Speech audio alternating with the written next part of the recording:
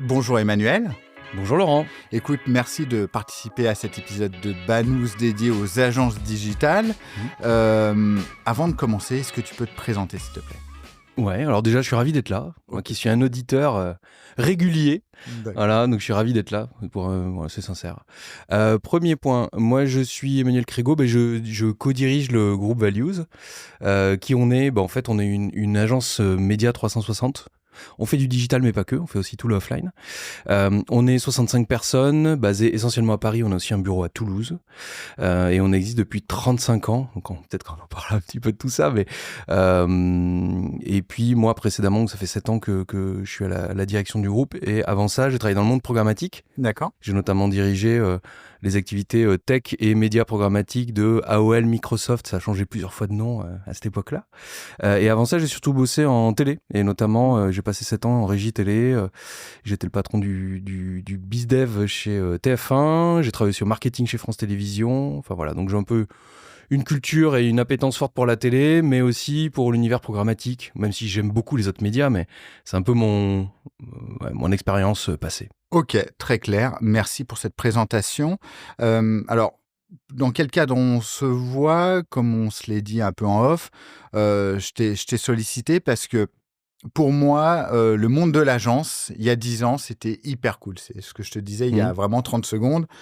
Dorénavant, depuis l'avènement du digital qui se renforce de plus en plus, on voit que les technos deviennent hyper sexy pour les annonceurs, pour passer en direct. Et pour le coup, mon expérience chez Criteo valide ça, c'est-à-dire que les annonceurs nous appelaient, demandaient à leur agence de nous appeler et puis on traitait avec eux. Comment toi, tu vois l'environnement digital se transformer? Et ensuite, on fera un petit point sur la particularité de ta boîte, qui est une agence indépendante. Donc, double challenge. Comment toi aussi tu fais pour exister face aux Big Five? Ouais. C'est une bonne question. Ce sont des bonnes questions. Et je pense que le premier point, déjà, c'est que, je sais pas si tu te rappelles, en 2015, 2017, on se disait c'est la fin des agences. Les grosses agences vont être avalées, fusionnées avec les grands du conseil. Je sais pas si tu te rappelles de ça à cette époque-là. On se disait waouh, Publicis va être avalé par un Accenture. Tu vois, il y avait toutes ces discussions-là. Et puis finalement, c'est pour ça que OMD avait essayé de fusionner avec Publicis. Finalement, Marie n'a pas pris, etc. Donc c'est des questions qui reviennent un peu assez régulièrement. La vraie question que tu poses, en fait, je pense, c'est la question de l'intermédiation. En fait, est-ce que sur le marché, aujourd'hui, effectivement, il y a un écosystème qui est quand même très costaud, très large, voire même peut-être un peu trop, il y a peut-être trop d'acteurs dans la pièce, et puis on peut se dire, mais finalement, est-ce qu'un annonceur, et c'est une vraie question, finalement, on peut pas se débrouiller tout seul, parce qu'il a accès peut-être plus facilement à des technologies qui lui permettent d'acheter, d'optimiser, de comprendre, d'analyser, enfin voilà. Moi, je pense que plus que jamais, alors évidemment, je vais pas être très objectif, mais je pense que plus que jamais, tu as besoin d'intermédiaires, justement. Déjà pour apporter de l'objectivité, et puis surtout, c'est qu'on peut se dire qu'il y a certains leviers qui peuvent être internalisés, comme ceux de la performance en last click, voilà, et où les GAFA, effectivement, ont fait un très bon boulot depuis pas mal d'années pour rendre les choses accessibles et possibles. Mais il n'empêche que on peut pas se limiter qu'à ça quand on est une marque. Effectivement, il y a toute la dimension aussi de... Ça dépend du jargon, on se dit plus long terme, travail de marque, haut de funnel, milieu de funnel, etc. Mais je pense que c'est là qu'effectivement les annonceurs ont besoin d'objectivité, de stratégie, d'orchestration, et qui se fait dans un prisme 360. Pour caricaturer un peu, si je suis un site de e-commerce de petite taille, effectivement, avec les deux plateformes GAFA auxquelles je peux penser automatiquement pour faire du last click, parce que c'est là que je vais essayer de capter un maximum de demandes chaudes, effectivement, si j'ai les bons people en interne, je peux me dire que finalement je peux me débrouiller. Là où ça devient plus complexe, c'est quand commence à être plus gros, j'ai besoin de faire du branding. Donc déjà, ça, c'est une culture très différente de ceux qui savent bien opérer la perf. Et puis j'ai besoin aussi d'un certain nombre d'outils, de mesures. Voilà. Donc les choses peuvent être plus ou moins complexes. Encore une fois, il faut aussi être capable avec objectivité, de virer le superflu. Mais pour moi, il y a un vrai sujet d'accompagnement là-dessus. En fait, tu vois, nous, dans nos comptes, la grosse majorité des comptes pour lesquels on travaille sur l'ensemble des leviers. D'accord. Au milieu, bas de funnel, donc le branding, la performance. Mais dans certains cas, et ça peut complètement se justifier, on intervient nous que sur le bas de funnel ou que sur le haut, parce que l'annonceur, pour plein de raisons, d'organisation, de gouvernance, de maîtrise, enfin peu importe, il peut y avoir des bonnes et des mauvaises raisons, fait que par exemple les leviers de performance peuvent être gérés en interne, ou à contrario, la performance, ils préfèrent plutôt la déléguer à des agences comme nous. Parfois il y a même plusieurs agences, une qui intervient sur la partie branding, l'autre qui intervient sur la partie perf. J'ai envie de te dire, en fait, le bon attelage, il va dépendre un peu aussi des gens qu'on a en face.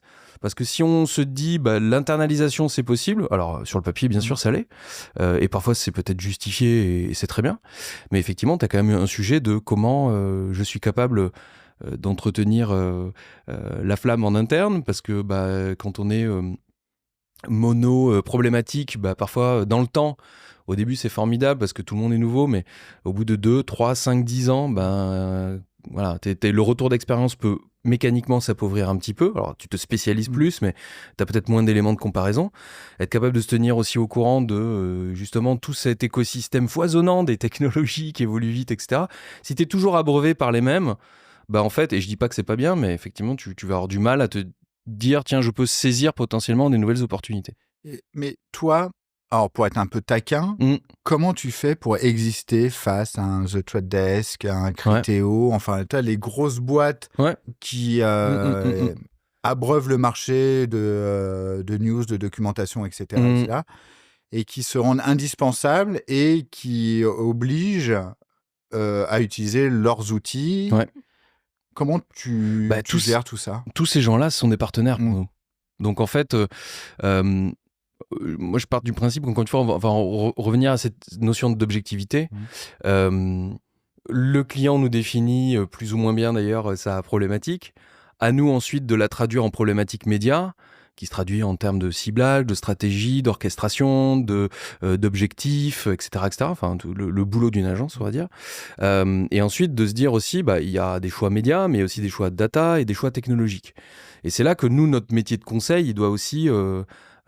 être abreuvé de ça, c'est-à-dire que même si la finalité c'est peut-être d'acheter une bannière, un mot-clé, un spot à la télé, ça c'est du média, mais effectivement il y a plein de chemins possibles pour y arriver. Donc tous ces gens-là que tu viens de citer, ce sont pour les data providers auxquels on peut penser, enfin tout type de technologie sont potentiellement des partenaires pour nous. D'accord. Là ce qu'on essaie de faire c'est de travailler sur on va dire le bon stack technologique qui répond à la problématique du client et qui peut être différent entre un annonceur A et un annonceur B, parce que la manière dont il va mesurer l'efficacité, le type d'objectif qu'on a fixé, etc., etc., on peut avoir un stack technologique qui peut varier. Donc la réponse, notamment une des questions de tout à l'heure qui était sur le challenge de l'indépendance, enfin de l'agence indépendante versus des grands réseaux internationaux, c'est que je pense qu'en tout cas, une des promesses d'une agence indépendante, ça doit être sa flexibilité, notamment dans ces choix-là. Et le fait d'être indépendant, logiquement, devrait garantir, j'espère que c'est le cas dans la réalité, en tout cas sur toutes les indep, qui est de dire de garantir une objectivité sur les choix et de justement pas avoir une guideline internationale qui fait que au niveau mondial, tel acteur a choisi de travailler avec tel DSP et pas celui-là, telle plateforme d'attribution et pas celle-là, tel ad server, etc., etc. Et donc du coup, tu te retrouves parfois dans des choses un peu plus formatées dans les réponses. Je dis pas que c'est pas bien, mais peut-être qu'encore une fois, je pense que dans un écosystème qui bouge tout le temps, où en fait, pour un annonceur, parfois c'est pas évident de décrypter tout, qui est de se dire, et ça c'est un peu une obsession quand même, je pense, petit, moyen, gros annonceur, c'est est-ce que je suis en train de rater des opportunités ? Et je pense que le vrai truc, il est là. C'est de se dire, est-ce que de manière un peu objective, on se dit, on rate des opportunités, on rate des optimisations potentielles, ou est-ce qu'on rate des possibilités d'apprendre plus sur qui sont les consommateurs ou les prospects de demain, etc., etc. Et je pense que la notion de maîtrise technologique, elle doit être importante, mais il faut quand même y mettre une souplesse. Moi, je suis pas là pour vendre un DSP en particulier ou vendre telle technologie en particulier. Toi, t'es finalement le tiers de confiance de ton client et t'essayes de t'accorder avec tes ressources internes à lui proposer en fait ce qu'il y a de mieux en fonction de ce que toi tu peux proposer finalement. Oui. Et sachant que, oui, idéalement, c'est ça. Et sachant qu'il y a aussi un aspect, ce qu'on oublie souvent quand on parle de tech, ou même de médias en général, c'est qu'il y a aussi l'aspect humain côté annonceur. Exemple, quand tu as des annonceurs, nous on a plutôt des annonceurs de taille moyenne par rapport au marché français. On a assez peu de petits, on a assez peu de très gros, on a plutôt d'annonceurs de taille moyenne. Donc on est plutôt en plurimédia, y compris évidemment digital, plurilevier. Et parfois même au sein, c'est pour ça que je parlais un peu de gouvernance tout à l'heure, c'est que au sein même de ces annonceurs-là, qui sont déjà quand même très structurés, tu as des équipes de web performance, des équipes d'analytics, des équipes de CRM qui sont pas toujours les mêmes, pas toujours sous la même gouvernance aussi. Des équipes data qui sont parfois un petit peu à part, parce que les équipes data, elles travaillent aussi sur d'autres sujets data, tourner DSI ou tourner commerce. Tu as aussi parfois le trade marketing, si on est sur... Et puis tu as les gens de la com. Donc en fait, tu as quand même un écosystème déjà au sein de ces annonceurs-là qui parfois peut être quand même assez costaud. Et nous, notre objectif, c'est de se dire comment est-ce qu'on répond par rapport à les ressources qui sont disponibles de leur côté. Est-ce qu'ils ont déjà mis des choses en place ? Tu vois, l'idée, c'est pas d'arriver avec nos gros sabots, par exemple, sur de l'attribution ou sur du mix marketing modeling, donc sur de la modélisation d'efficacité. S'il y a déjà des choses qui ont été mises en place partiellement ou même en totalité. Donc l'idée, c'est aussi comment est-ce qu'on vient s'insérer, nous, pour avoir la réponse, encore une fois, la plus souple. Si on vient avec de la rigidité, il y a de très très fortes chances que ce soit pas compris et donc qu'en fait on n'en tire pas le mieux et que potentiellement, je reviens à l'histoire de l'opportunité, en fait on la rate. D'accord. Donc si on est juste sur de l'exécution, honnêtement, je pense que c'est ça le truc, c'est que très souvent dans les agences, si on nous voit uniquement comme des sociétés de services qui font à la place de quelqu'un qui a choisi d'externaliser parce que c'est plus simple, je pense qu'en fait on a complètement raté parce que là du coup ça veut dire on perçoit pas la valeur ajoutée qu'on peut apporter dans le conseil.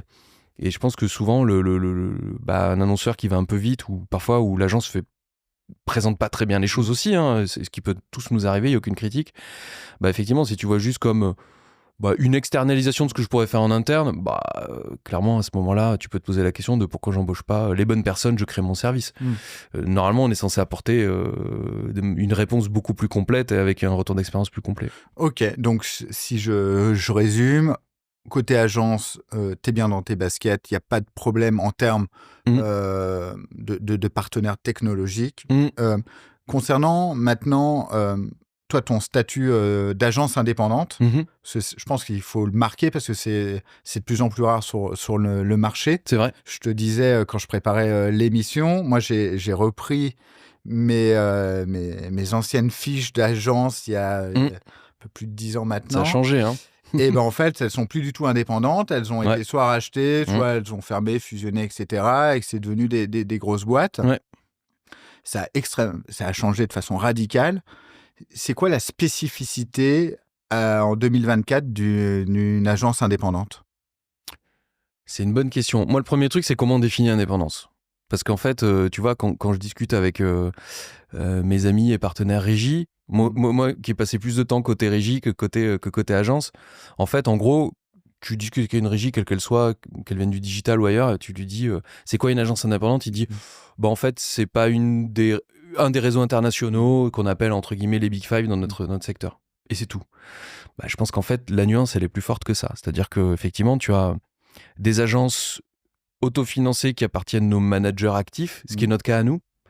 Et puis effectivement, des agences qui appartiennent en totalité ou en partie majoritaire, on va dire, à des fonds d'investissement ou des partenaires industriels. Je critique absolument pas ça. Peut-être qu'un jour, c'est ce qui nous arrivera pour diverses raisons. C'est pas le cas aujourd'hui, j'ai rien à annoncer.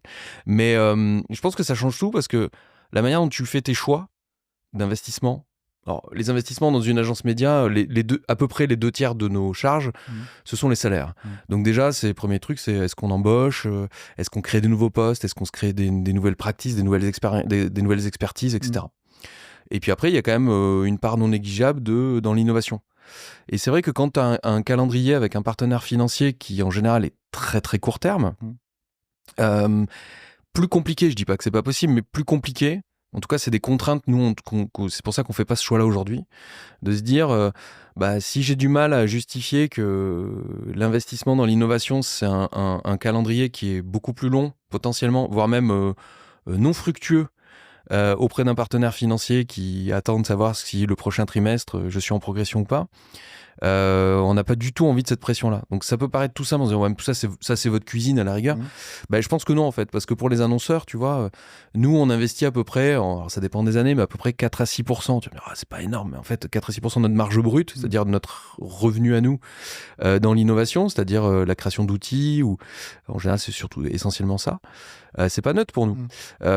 Ça c'est des choix où on sait que si on avait une pression financière externe, ce serait beaucoup plus compliqué parce que parfois, t'es pas forcément obligé de mettre une ligne de revenu face à ça. Par contre, on sait que grâce à ça, on trouve, nous, plus de valeur ajoutée pour nos clients. C'est aussi un des très bons investissements parce qu'ils vont se pérenniser dans le temps, où les clients nous disent « Ah, ça, vous êtes capable de le faire parce que vous avez développé une tech qui fait ça. » Ou parce que vous avez fait développer une tech qui fait ça, ou vous avez su investir sur, tu vois, en ce moment, on a une personne chez nous qui travaille spécifiquement sur une offre d'accompagnement sur l'IA, qui était déjà dans nos murs et qui est en train de basculer sur cette partie-là.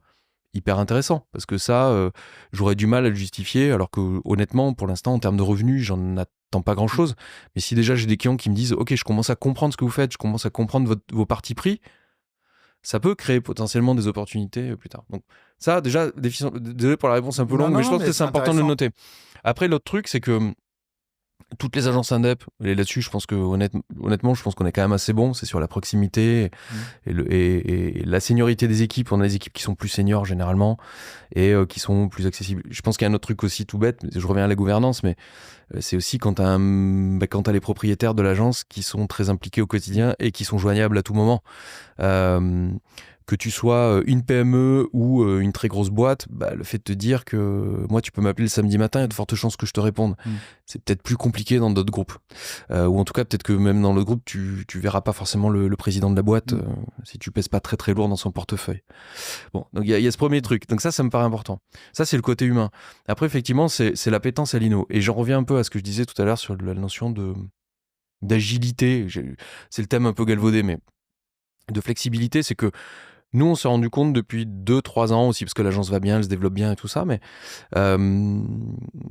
notamment les technologies, les régies, les partenaires de data dans le sens large, on va dire tout le côté des gens chez qui on peut être des clients, sont vachement ouverts, beaucoup plus qu'avant, justement à se tourner vers des boîtes comme nous pour réfléchir à des schémas d'innovation. Alors, parfois, je te dis pas qu'on est en train de réinventer le web, hein, et on n'a aucune prétention à ça. Mais tu vois, alors je sais que tu as reçu Paul Ripard il y a quelques temps, je l'ai écouté avec attention. Mais tu vois, avec Paul, qui est chez Prisma Media, par exemple, alors maintenant ça fait quasiment 1 an et demi, on a passé un accord assez inédit en France qui était pouvoir accéder à leur CRM via leur data clean room, donc 28 millions d'ID, donc un univers 100% cookieless, sur lequel on peut créer des cibles custom, les pousser dans l'open web et en social, donc à peu près partout. T'enlèves YouTube, mais sinon c'est disponible à peu près partout. Donc on peut créer des cibles sur mesure dans la limite de ce que peut nous proposer Prisma, mais c'est déjà un gros terrain de jeu, hein, franchement. Donc ça, c'est le premier truc. Et puis là, tu vois, on a élargi notre partenariat il y a 6 mois à peu près, où en fait, communément, on est allé voir TF1, M6, Canal+, pour pouvoir créer et pousser ces cibles-là aussi en télésegmenté. Pour l'instant, à ma connaissance, on est les seuls à le faire de cette manière-là. Je trouve ça super intéressant parce que dans le sens où ça, tu vois, il y a 5 ans, tu m'en aurais parlé, je t'aurais dit ce serait super, mais un Prisma, un LiveRamp qui est la Data Clean Room ou les groupes médias que je viens de citer là, ils voudront jamais le faire parce qu'on est trop petit, on n'est pas assez ci, pas assez ça. Et en fait, non, pas du tout, c'est plutôt le contraire. Et que justement, je pense qu'on peut créer aussi des cas, tu vois, communs en termes d'inno. Ouais. Et c'est pour ça que je pense que le vent tourne dans le bon sens. Ça veut dire que les partenaires technologiques, ils se prennent plus la tête dans le sens où c'est plus facile de bosser avec vous qu'avec un gros qui va nécessiter énormément de validation, etc. Oui. C'est juste par pure agilité, c'est par stratégie parce que il faut que vous soyez aussi, il faut couvrir en fait l'ensemble des agences. Enfin, je pense que c'est un tout. Après, on n'est pas, encore une fois, on n'est pas naïf non plus. Tu vois, dans le case que je viens de t'exprimer là, si Prisma, et on sait qu'ils le font, nous cite en exemple pour éventuellement développer des opportunités avec d'autres agences ou des annonceurs, génial, moi je suis content pour eux, et à la rigueur, je suis même un peu flatté que, tu vois, super. On l'a pas fait pour ça, on l'a fait pour nos clients, mais je trouve que c'est déjà un bon deal. Après, c'est une manière aussi d'apprendre, parce qu'effectivement, quand il y a des bonnes idées, que toi en tant que tech ou régie, tu peux être un peu frustrant en disant J'aimerais bien essayer des trucs, j'aimerais bien les mettre en place, mais j'ai besoin d'un partenaire côté buy-side qui peut m'aider, qui comprend ce que je lui dis et on peut trouver un modèle. Après, les bonnes questions, tu te les poses après. Je pense que l'histoire de l'INO, c'est ce que je disais tout à l'heure, il faut être prêt à perdre du temps et potentiellement de l'argent. Là, c'est pas du tout le cas. Mais tu vois, il y a des cas où il faut être prêt à se dire, ok, là on essaye. Le modèle économique, le modèle technique, le modèle machin, en fait, au fur et à mesure, on va apprendre. Peut-être qu'à l'issue de tout ça, on est prêt à se dire, en fait, ça marche pas, ça le fait pas, il n'y a pas assez de volume, il n'y a pas assez de ci, il n'y a pas assez de ça. Mais dans d'autres cas, bonne pioche. Et je pense que il y a ça, et je pense qu'il y a aussi le fait que peut-être que comme l'agence se développe bien, je pense qu'il y a une attention peut-être un peu plus particulière qui est plus marquée maintenant qu'il y a 5 ans par exemple où on était plus petit, effectivement. Bon, après, c'est indispensable, c'est hyper bien parce que, pour avoir traversé plusieurs courants, j'ai traversé les belles années de l'affiliation, etc., où on pensait que l'affiliation allait dominer le monde, mais je trouve que le monde de l'affiliation, c'est un peu... est un peu resté en fait dans son coin, s'est fait manger des ventes par un Criteo qui arrivait, qui a raflé la mise. Maintenant, c'est, comme je disais, des acteurs comme The Trade Desk. Enfin, ça change un peu tout le temps. Et je pense que sans ce caractère d'innovation, je pense que dans 10 ans, une boîte, surtout dans nos secteurs, elle peut avoir des gros soucis et finalement mourir de faute d'innovation en fait. Même beaucoup plus vite. Ouais, c'était pour être... Non, mais même beaucoup plus vite, ça c'est vrai. Je pense que, pour moi, il y a un peu trois trucs. Il y a l'opportunité ratée d'aujourd'hui. Attention, je sors des grandes phrases. L'opportunité ratée d'aujourd'hui, c'est la menace de demain. Dans notre secteur, ça bouge tellement vite. Donc effectivement, il y a un côté un peu défensif. De fait, en se disant, chaque jour, remettez votre ouvrage. Premier truc. Deuxième truc, c'est intellectuellement, c'est intéressant. Donc c'est tout bête, mais déjà si tu prends pas plaisir dans ce que tu fais et qu'encore une fois tu es juste dans de l'exécution servicielle, tu sais quoi, je pense qu'il y aura toujours quelqu'un qui sera moins cher. Enfin tu vois, je vais pas tomber dans le descriptif sur les sociétés offshore qui existent, mais bon, voilà, qui peuvent très bien exécuter. Bon. Et puis troisième truc, c'est comment tu sors du lot. Et moi je trouve qu'il n'y a rien de plus gratifiant, je dis pas que c'est comme ça tous les jours, mais un client ou un prospect qui me dit « Ah, tu vois ça, j'en ai jamais entendu parler et j'ai compris ce que tu m'as raconté. » Parce qu'en fait, notre métier, c'est un métier de pédagogie. C'est être capable de dire, OK, tout ça, c'est un espèce de grand chaos si on le regarde de loin. Et puis, en fait, si tu commences à y mettre un peu de couleur et beaucoup de conviction, en fait, c'est pas si compliqué. Mais encore une fois, nous, on est là pour faciliter les choses avec de l'objectivité.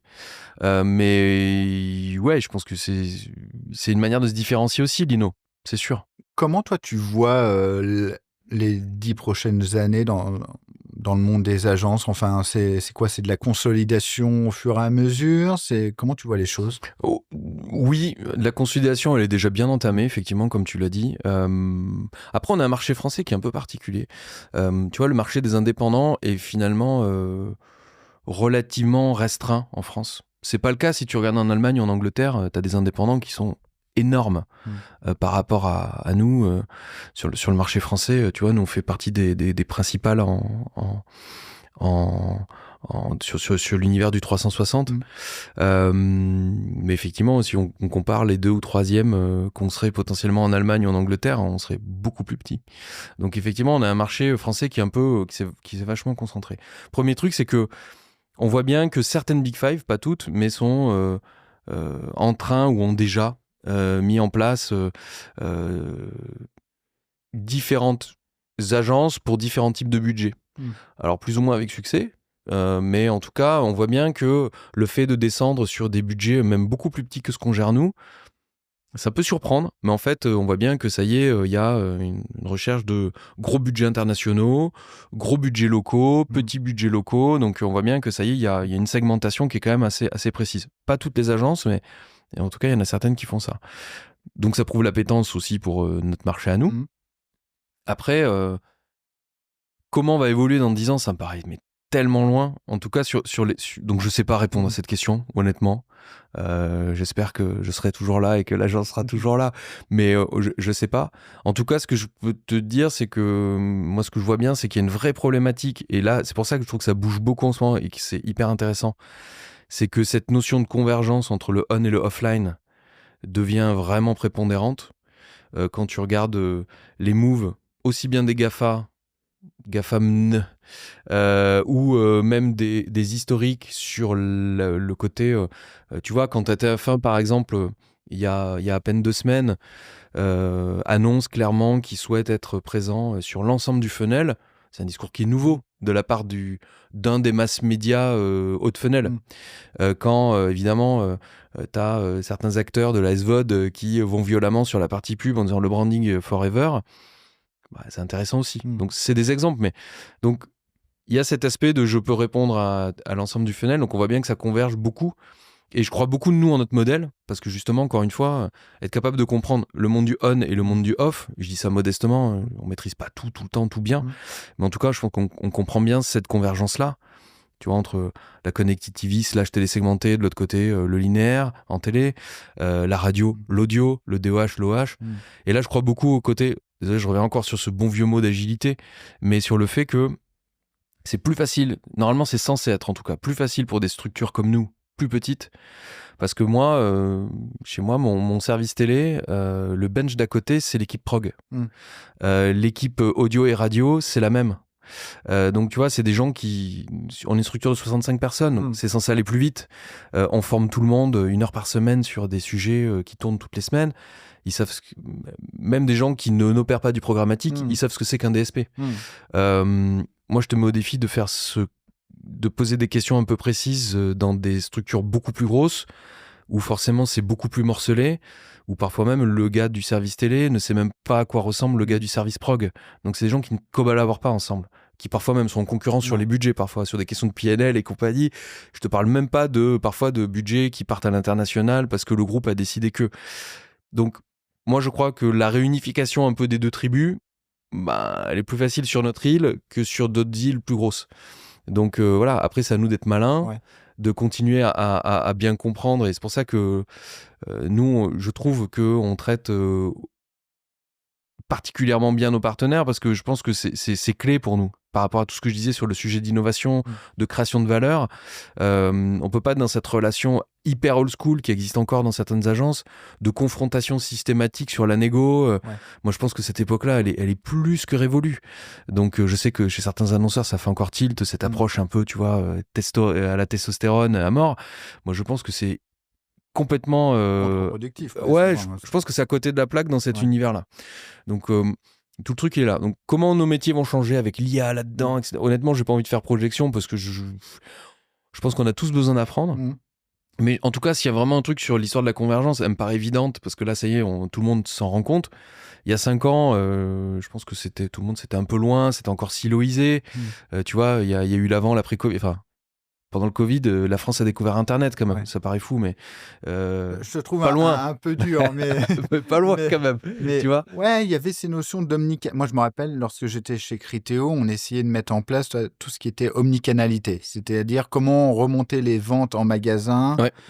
Pour les attribuer à des clics sur Internet, etc. C'était hyper intéressant, mais c'est vrai que c'était à ses débuts, et ça fait presque 10 ans que j'ai quitté Criteo, je pense. Mais ces notions-là, évidemment, il faut y aller, parce qu'en fait, on veut connaître la lifetime value du client en permanence, et surtout quel que soit l'endroit où on le croise, finalement, que ce soit sur le net ou en magasin.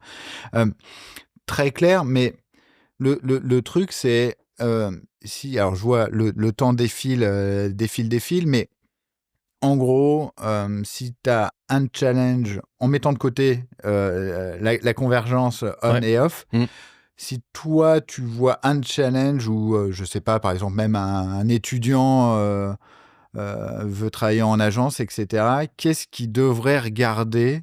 Quel article il devrait lire ou podcast écouter? Quel sujet il devrait commencer un peu à gratter dans les années à venir? Déjà, il devrait écouter tous les épisodes de Banous. Évidemment. Mais ça, c'est la perche que je tends à chaque fois, évidemment. Ça paraît une évidence. Je sais même pas s'il faut en parler. Moi, je pense qu'effectivement... Comment dire, nous, tu vois, on forme pas mal d'alternants. Il y en a pas mal qu'on embauche d'ailleurs. Souvent, ils viennent avec pas beaucoup d'idées, mais c'est super. Ils viennent pas beaucoup avec d'idées préconçues sur le média. Souvent, c'est les médias qui consomment eux, donc je caricature un peu. C'est le social avant tout. Déjà, les mots-clés, c'est un peu compliqué. Le programmatique, c'est trop éloigné, trop technique. Et les autres médias, je caricature, mais il y a une appétence plus ou moins forte. En général, elle n'est pas très forte.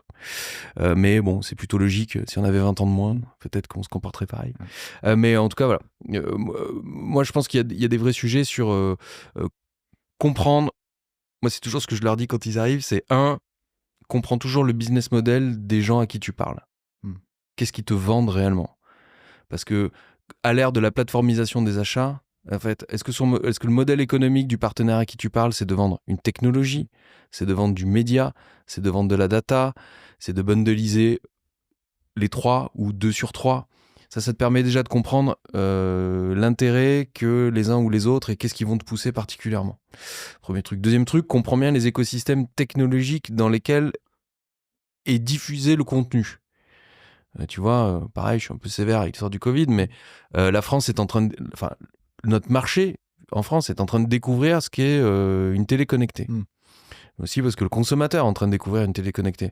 Mais en fait, la manière dont va se collecter la data en fonction de comment tu consommes, si tu es directement sur une Smart TV ou via une box, ou dans un éditeur qui est logué, bah, c'est tout bête. Mais déjà, tu as l'impression que tout ça, c'est de la télé et qu'elle est adressable. Et ben, en fait, oui et non. Elle est peut-être adressable, mais avec plus ou moins de précision, parce que en fonction de l'écosystème dans lequel tu es, voilà. Donc ça, c'est un truc qui est important. Alors, c'est une histoire de tuyaux, hein. Et on peut se dire, moi, des fois, il y a des clients qui me disent tu vas encore nous parler des constructeurs de télé connectés ou d'opérateurs de box, mais tout ça, c'est un peu éloigné. Bah non, monsieur le client, si tu comprends pas ça, tu vas pas comprendre ce qui est possible derrière en termes d'opportunités, de ciblage, voire de mesures pour toi. Donc ça, c'est déjà comprends ça. C'est pas si compliqué, ça bouge, hein, mais voilà. Donc ça me paraît important de voir où est-ce que tu mets les pieds en fait.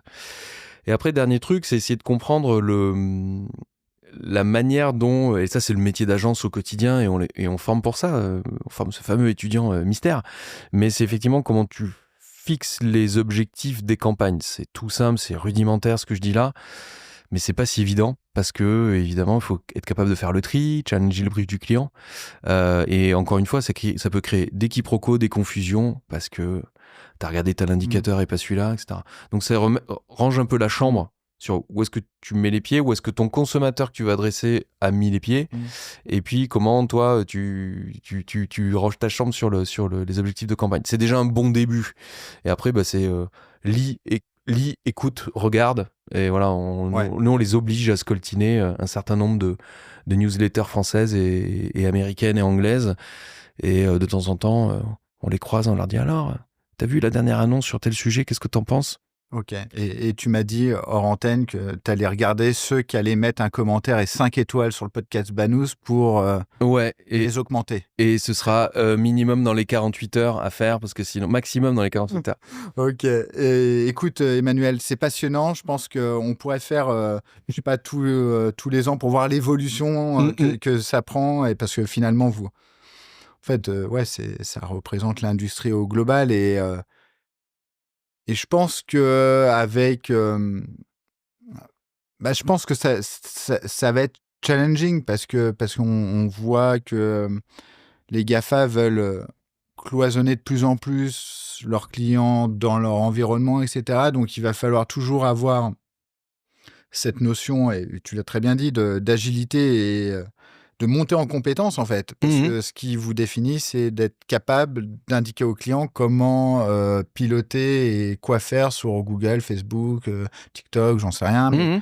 Et donc, ça, c'est essentiel. Et ce côté formation en permanence, c'est hyper intéressant. Bref, je m'égare, on pourrait en parler pendant des heures. Mais t'as raison, c'est vrai. Mais tu sais, ce que je dis, c'est peut-être le mot de la conclusion, mais c'est ce qu'on se dit tout le temps en interne, c'est que les clients nous payent pour avoir des convictions. Donc après, ils sont d'accord ou pas avec nous, et c'est pour ça qu'ils veulent travailler avec nous ou pas, pas de problème. Mais ils nous payent pour avoir des convictions. Et des convictions, bah, il faut qu'il y ait de l'expérience, de l'expertise, une analyse objective, et puis à un moment, il faut que tu prennes aussi un peu ton courage, parce que parfois tu dis, bah ça, je sais pas, mais on va tenter, on va y aller ensemble, on va apprendre, etc. C'est la différence entre, encore une fois, une boîte qui apporte uniquement du service et de l'exécution, et une boîte qui t'apporte de la valeur ajoutée. Et voilà. Et normalement, pour moi, une agence doit apporter les deux. Super. Merci beaucoup, Emmanuel. Donc, vous êtes 65 chez Values? Oui. Donc, c'est-à-dire, vraiment, j'insiste, 65 commentaires. Minimum. Plus la famille. Exactement. Il y en aura 3000. Ok. Merci en tout cas pour ton temps. Et merci. Puis, merci à vous de nous avoir écoutés ou regardés. Si vous avez des questions, n'hésitez pas, on y répondra et on les transmettra même à Emmanuel. Et puis, si le sujet, je le dis à chaque fois, mais vous intéresse, dites-le nous. Et puis, je réinviterai Emmanuel pour continuer cette belle discussion. Merci. Merci Laurent.